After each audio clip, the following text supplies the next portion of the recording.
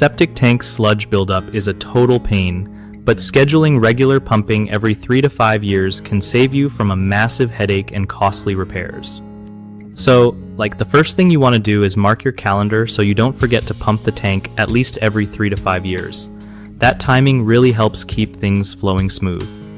Also, avoid flushing stuff that messes with the system like wipes, grease, or harsh chemicals because they can speed up sludge buildup and clog your pipes. Keep heavy vehicles off the drain field area since compacting the soil can mess with the drainage and cause backups. If you have a garbage disposal, use it sparingly because it adds more solids to the tank, which means more sludge.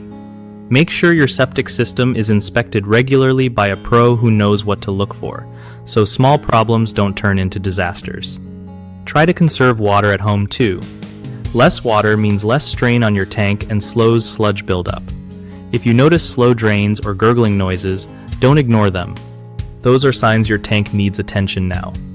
And finally, keep records of all pumping and inspections so you know when the next service is due.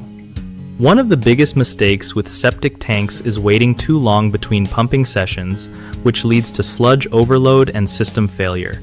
Fix this by sticking to that 3 to 5 year schedule.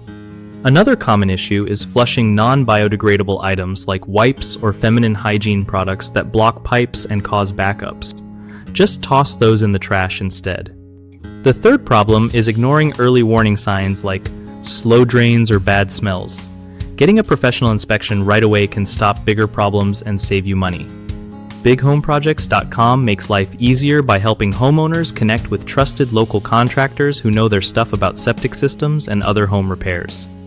Plus, it gives contractors a legit way to find new clients and build their business without all the hassle.